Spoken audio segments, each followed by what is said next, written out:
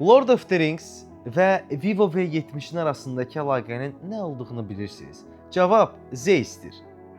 Lord of the Rings çəkilərkən istifadə olunan kamera lensi ilə V70'in kamera lensi eynidir. Hətta bu kamera lensi 200-dən çox filmin çəkilişində də istifadə olunur. Bəs başqa nələri var? 50 megapiksel əsas kamera, 50 megapiksel telefoto kamera, 50 megapiksel selfie kamera və əlbəttə ki 3 qat optik yaxınlaşdırması var. Kameradan danışdıq, biraz da Vivo V70'in korpusundan və ümumi xüsusiyyətlərindən danışaq. Aerokosmik alüminium ərintisindən çərçivə, Snapdragon 7 Generation 4 prosesoru, 1 ədəd 2,8 GHz, 3 ədəd 2,4 GHz performans nüvəsi və 4 ədəd 1,84 GHz tezlikli nüvəsi ilə segmentinin əjdahasıdır deyə bilərik.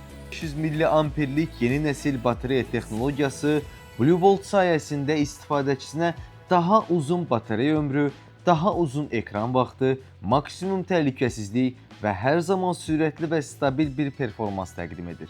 IP68, IP69 səviyyəsində suya və toza davamlılığı ilə bütün rəqiblərinə meydan mənimdir mesajı verir.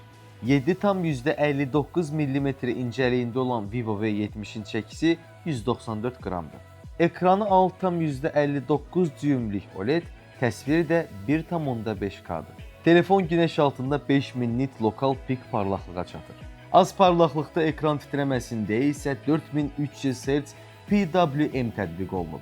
Mobil telefonda oyun oynamaq yeni V70 ilə ləzzət edəcək. Çünki nüvə gücü, ekran axıcılığı, X oxu üzrə vibrasiya motorunun olması, az enerjili işləməsi, sürətli şarj olması, 4200 kvadrat millimetr sahəli buxar kamerası ilə isinməməsi sayəsində oyun hissiyatı tamam başqadır. Ekrandan söz açmışkən, 3D Ultrasonic Fingerprint Scanning 2.0 var. Yəni barmaq izi millisaniyədə tanıyır. Telefon Android əsaslı Origin OS 6 interfeysi ilə işləyir.